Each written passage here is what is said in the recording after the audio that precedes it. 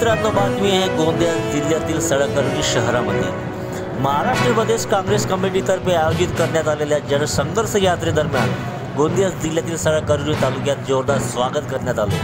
सळकर्णीमधून दुर्गा चौकात या यात्रेची जाहीर सभा आयोजित करण्यात आली। या सभेला हजारोच्या संख्येने नागरिक उपस्थित होते। बघूया संपूर्ण बातमी।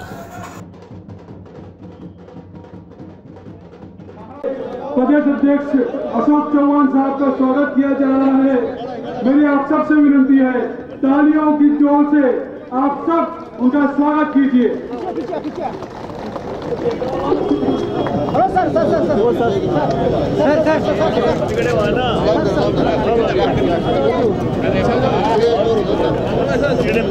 पीछे हो जाओ, पीछे हो जाओ, पीछे हो जाओ।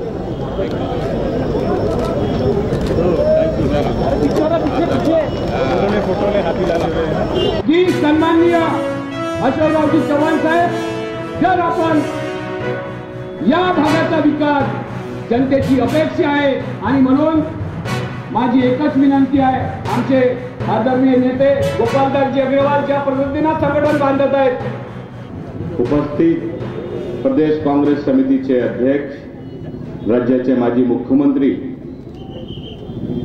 खासदार अशोक चव्हाण जी, राज्याचे विरोधी पक्ष नेते आदरणीय राधाकृष्ण विखे पाटील जी, माजी प्रांताध्यक्ष आदरणीय माजी आमदार, जिल्हा परिषदचे सन्माननीय माजी अध्यक्ष, महिला काँग्रेस, युवक काँग्रेस, सेवादल, NSUI, अल्पसंख्याक विभागाचे विदर्भामध्ये आले होते, तुमच्या जिल्ह्यामध्ये गोंदिया आलो ना सभेला, लोकसभेला। अच्छे दिन आएंगे, पण कुठे अच्छे दिन, केव्हा येतील अच्छे दिन? त्यांनी सांगितलं होता शेतकऱ्याला शेतमालाचा 1.5 पट देऊ, 2 कोटी रोजगार बेरोजगारांना देऊ, महागाई कमी करू। एकही काम झाला नाही आणि त्याच्या पलीकडे जाऊन APLचा अनाज बंद केला। उज्ज्वला गॅसच्या नावाखाली या सरकारला जाग आलेली आहे। या सरकारला आता 200 रुपये प्रति क्विंटलचा तुम्हाला गाजर दाखवलेला आहे, पण जर ही सरकार पुन्हा निवडून आली तर काही भाववाढ मिळणार नाही। एका बाजूला सांगणारे लोक आणि करून दाखवणारे लोक काँग्रेसमध्ये आहे। आता 2500चा भाव आम्ही देऊ। प्रमुख मार्गदर्शक आणि ज्यांच्या नेतृत्वाखाली महाराष्ट्राच्या या 5व्या टप्प्याची ही पूर्व विदर्भातली यात्रा सुरू आहे। उपस्थित पत्रकार बंधू भगिनी आणि सहकारी मित्रांनो, सर्वप्रथम मला या ठिकाणी आपल्या सर्वांचे आभार मानले पाहिजेत। आज नियोजित वेळेपेक्षा जवळपास तास सभा ही उशिरा होते याची मला जाणीव आहे, परंतु अशा परिस्थितीमध्ये केवळ आणि केवळ काँग्रेसचा तिरंगा झेंडा फडकत राहिला पाहिजे, म्हणून आपले धन्यवाद या ठिकाणी व्यक्त करतो। आपण सर्वजण या सभेमध्ये आज काँग्रेसचे विचार आणि काँग्रेसची आगामी दिशा तुम्ही सांगितलं, अच्छे दिन क्या हो गए, तो अच्छे दिन कभी नहीं होते, तो बोलना पड़ता है।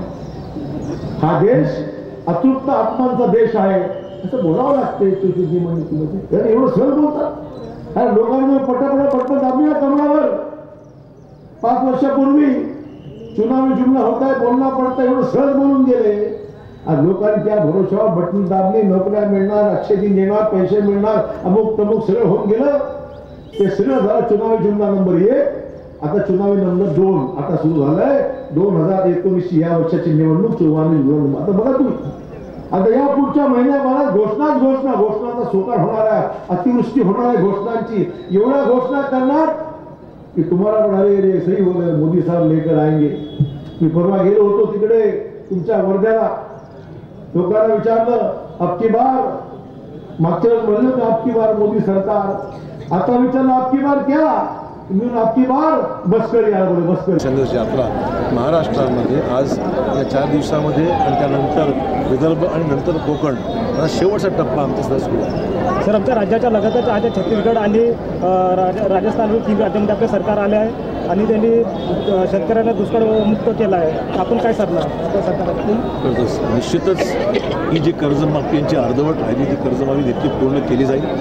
पण लोकांना जाहीर केलं यांनी पण कर्जमाफी काही शेवटपर्यंत पोहोचू शकली नाही वस्तुस्थिती. त्यामुळे जी कर्जमाफी अर्धवट राहिलेली आहे ती आम्ही पूर्ण करू. लोकांचं त्यासाठी जे काही लोकांना मदत करायची ती निश्चित केली जाईल.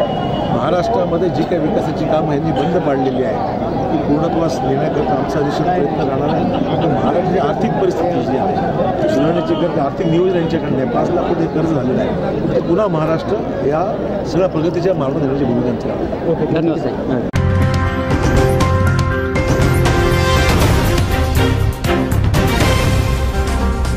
Audio Jungle.